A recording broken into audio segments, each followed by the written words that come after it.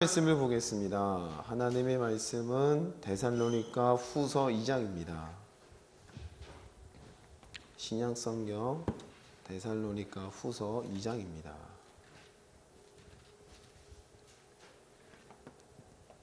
우리 1절부터 끝절까지 다 같이 한 목소리로 읽겠습니다. 데살로니가 후서 2장 1절.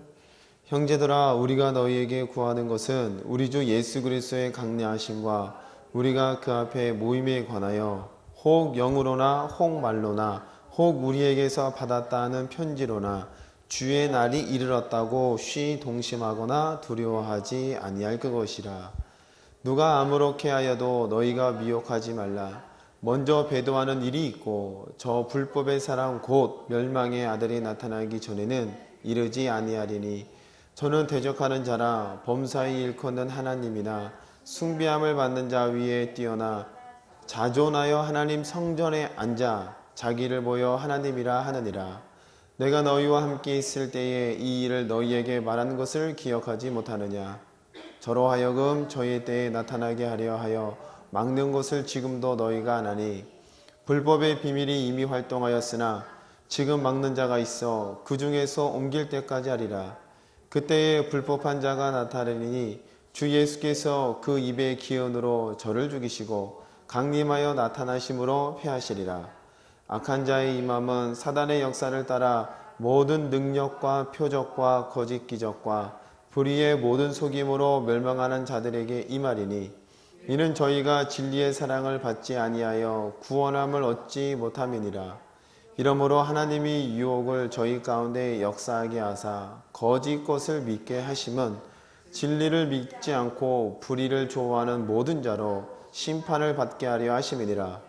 주의 사랑하는 형제들아, 우리가 항상 너희를 위하여 마땅히 하나님께 감사할 것은 하나님이 처음부터 너희를 택하사 성령의 거룩하게 하심과 진리를 믿음으로 구원을 얻게 하심이니 이를 위하여 우리 복음으로 너희를 부르사 우리 주 예수 그리스도의 영광을 얻게 하려 하심이니라.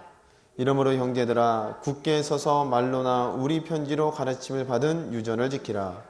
우리 주 예수 그리스도와 우리를 사랑하시고 영원한 위로와 좋은 소망을 은혜로 주신 하나님 우리 아버지께서 너희의 마음을 위로하시고 모든 선한 일과 말에 굳게 하시기를 원하노라. 아멘. 오후 시간에는 데살로니가 후서 2장을 통해 함께 은혜를 나누고자 합니다. 오늘 데살로니가 후서를 보니까 2장에는 이 편지를 쓴 사도 바울의 교회를 향한 마음, 그들을 위로하고 마지막 때까지 복음에서 떠나지 않겠고자 하는 애씀, 그 마음의 노력들이 많이 묻어나는 부분이기도 합니다. 특별히 오늘 성경 말씀에 보니까 마지막 날에 주의 날이 이르렀다고 하여서 영어로나 말로나 편지로 사람들을 동요케 하는 일들이 있다고 합니다. 마치 요즘 우리 오늘날을 보는 것 같죠? 내가 하나님이다, 내일 심판이 있을 것이다. 그 누구죠? 홍 무슨 전도사라고 한참 떠들었죠? 한국전쟁이 발발할 것이다, 미국으로 도망가라, 필리핀으로 도망가라, 어이없는 이야기들이 많이 나왔잖아요. 대서특필되고. 그런 것처럼 이 성경대로 오늘날에도 역시 여전히 하나님의 진리를 흐트리는 사람들이 있다는 게 우리가 잘 알고 있는 현실의 모습입니다. 근데 사도 바울은 오늘 3절 말씀에 보니까 이렇게 얘기합니다. 누가 아무렇게 하여도 너희가 미혹하지 말라. 너 먼저 배도하는 일이 있고 저 불법의 사람 곧 멸망의 아들이 나타나기 전에는 이르지 아니하리니 저는 대적하는 자라. 범사에 일컫는 하나님이나 숭배함을 받는 자 위에 뛰어나 자존하여 하나님 성전에 앉아 자기를 보여 하나님이라 하느니라. 그 마지막 때에 주의 날이 이르렀다 하면서 하나님이라 자칭하는 자들이 이제 일어나게 될 것이고, 이런 일이 왔을 때는 당연히 있어야 될 일이 나타나는 거니까 너희는 놀라지도 말고 두려워하지 말라고 지금 위로하고 있습니다. 자, 그러면은 그 당시에 데살로니가 교인들은 그의 믿음의 수준들이 굉장히 높았죠. 결코 낮은 수준이 아니었습니다. 왜냐? 그러니까 교인들을 향해서 사도 바울이 쓴 글을 보면은 그들을 굉장히 높이 평가하는 부분들이 있습니다. 데살로니가 후서를 잘 접어두시고요. 전서를 한번 보세요. 데살로니가 전서입니다. 1장을 보시겠어요? 1장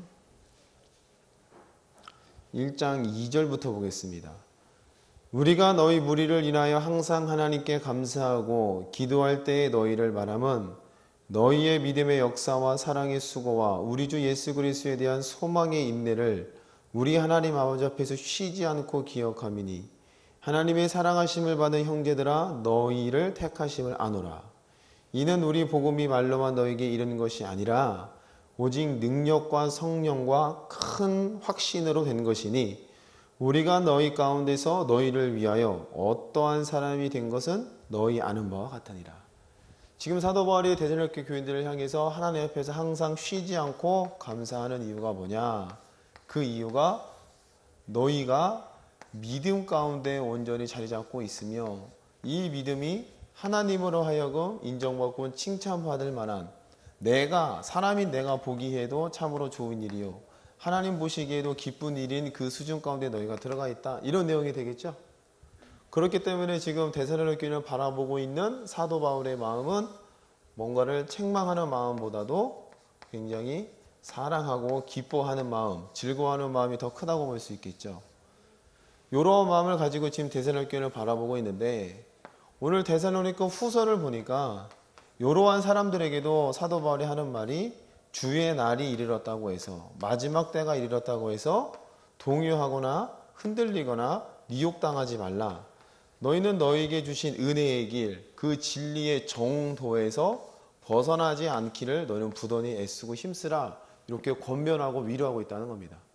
자, 그렇다면 이 데살로니가 교회는 이미 예수 그리스도를 십자가의 도를 정확히 알고 있다고 봐야 되겠죠. 그리고 그에 따른 말씀에 대한 열매들이 아마도 적지 않았을 거라 생각됩니다. 이해가 되시죠? 왜냐하면 이렇게 인정할 만한 수준이니까. 2장도 보세요. 2장에 보시면은 13절 보겠습니다. 같이 읽어볼까요? 2장 13절 크게 읽습니다. 시작. 이러므로 우리가 하나님께 쉬지 않고 감사함은 너희가 우리에게 들은 바 하나님의 말씀을 받을 때에 사람의 말로 아니하고 하나님의 말씀으로 받음이니 진실로 그러하다. 이 말씀이 또한 너희 믿는 자 속에서 역사하느니라.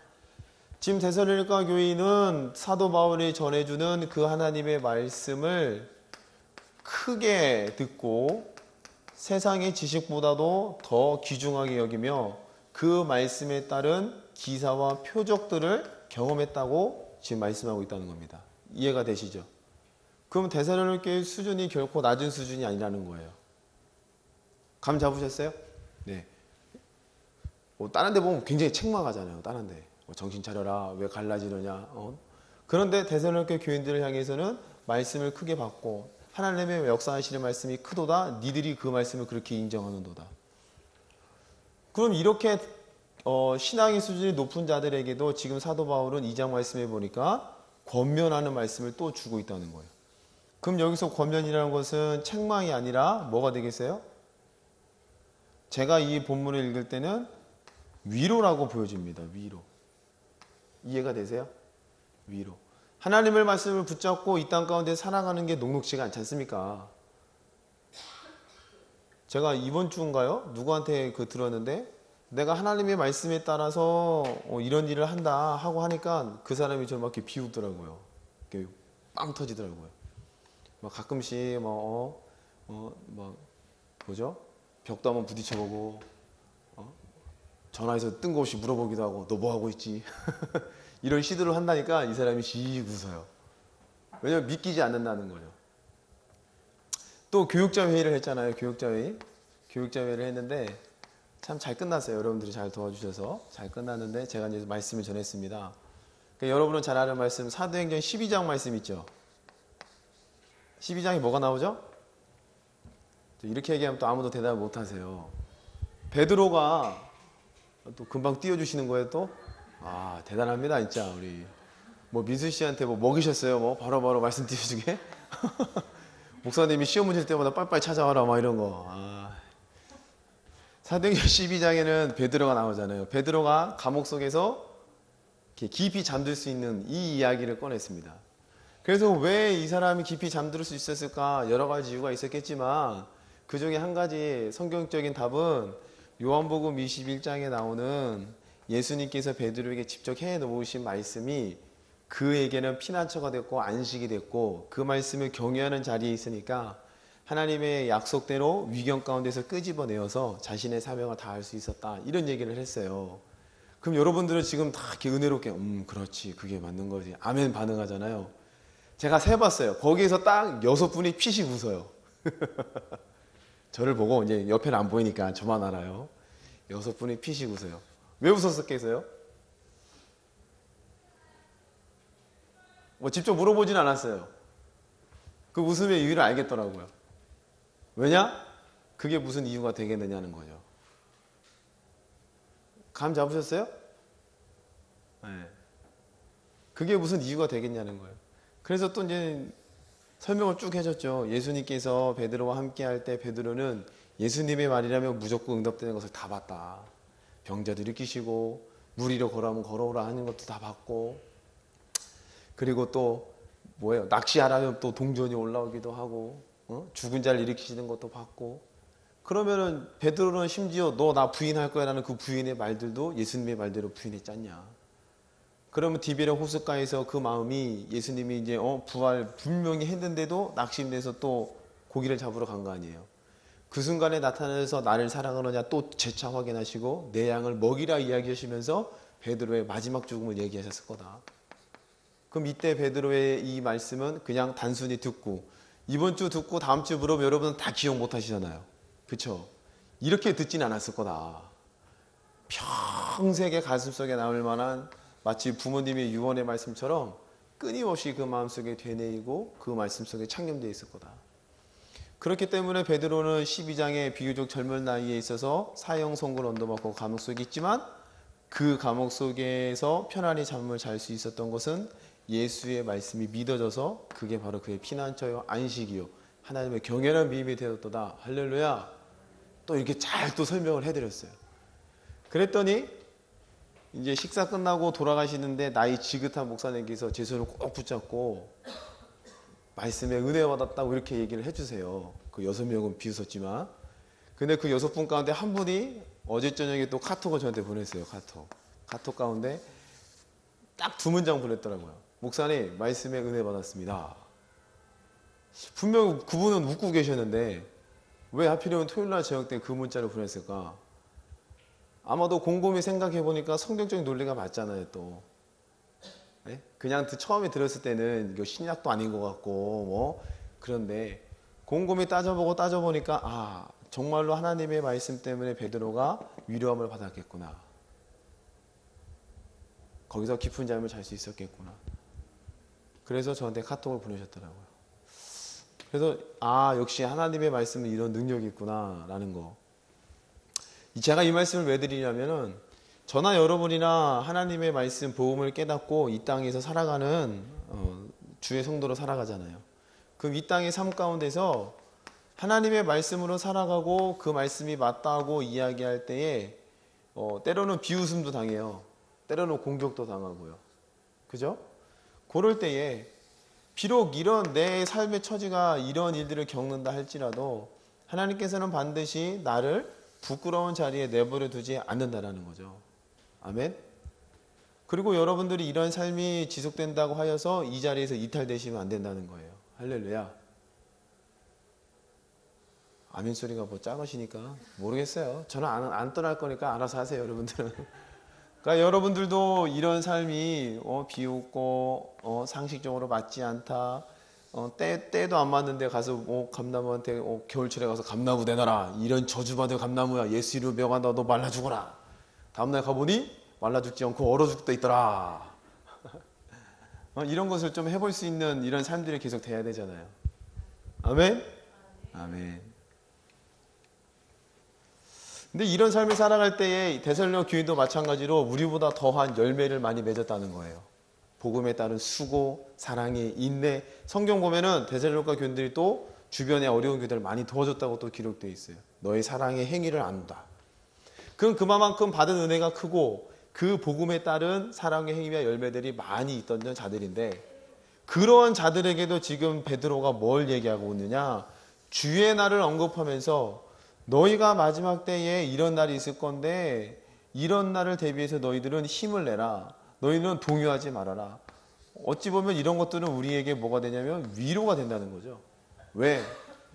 마지막 때가 오는 게 확실하기 때문에, 이 땅에 종말이 있다는 것이 확실하기 때문에, 오늘 비록 네가 조금 고달프고 어지럽게 하는 사람들이 등장할지라도 네가 이전에 가르침을 받았던, 유전으로 받았다고 표현되어 있어요. 유전. 그럼 이거 유전은 뭐냐? 사도 바울을 통해서 복음을 전해 듣고 사도들을 통해서 가르침을 받았던 그 유전을 뜻하는 겁니다. 장로들의 유전이 아니라, 유대교의 전통이 아니라 복음에 따른 것들을 유전받은, 가르침받은 그 자리에서 벗어나지 말아라. 이렇게 지금 위로하고 권면하고 있다는 거죠. 요와 비슷한 내용이 히브리서에 또 나와요. 히브리서를 한번 찾아볼까요? 신약성경 히브리서.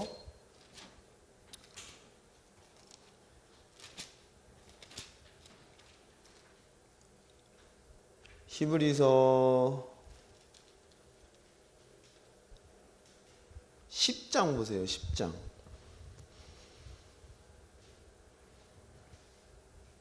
32절부터 보겠습니다. 32절.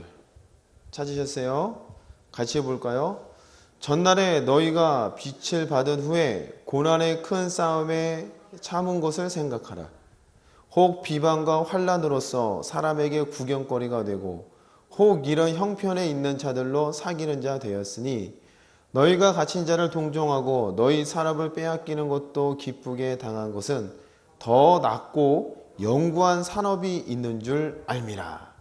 자, 지금 히브리서 이 공동체 가운데도 지금 전날에 너희가 빛을 받은 후에 고난의 큰 싸움에 참은 것을 생각하래요. 그럼 이전에도, 지금 이 글을 읽기 이전에 이 공동체 가운데도 복음을 깨달은 다음에 어려움들이 있었다는 뜻이 되겠죠. 그 복음으로 인한 공격당하고 힘든 것들.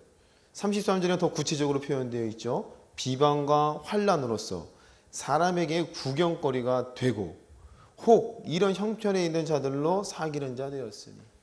그럼 비방을 당하고 조롱거리가 되고 웃음거리가 되는 그 현상 가운데 있을 때에 지금 이 히브리서 기자가 뭐라고 얘기하느냐? 35절 말씀, 34절.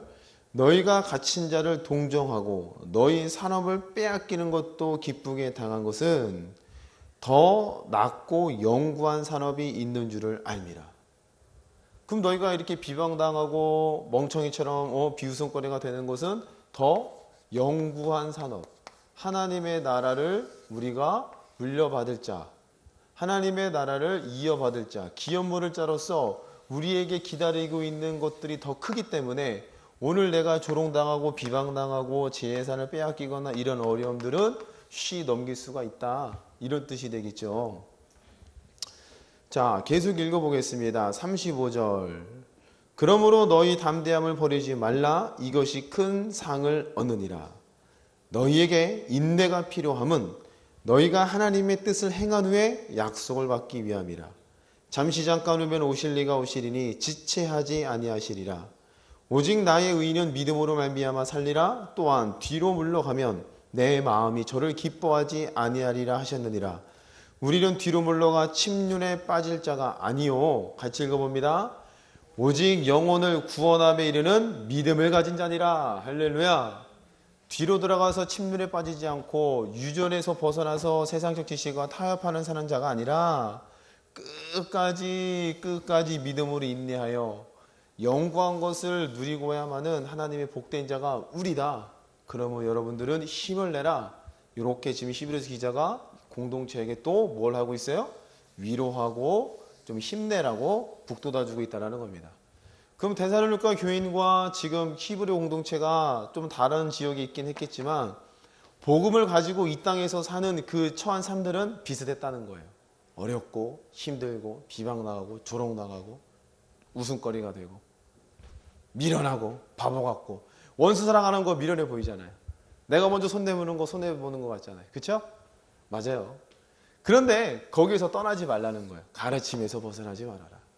영구한 것이 있으니까 오늘 내 손에서 뭔가 빠져나가고 손해보는 거 물론 크게 느껴집니다. 그런데 그보다도 더 큰 것들이 우리에게 있다는 것을 믿음의 눈으로 좀 바라보고 그 자리에서 떠나지 말라.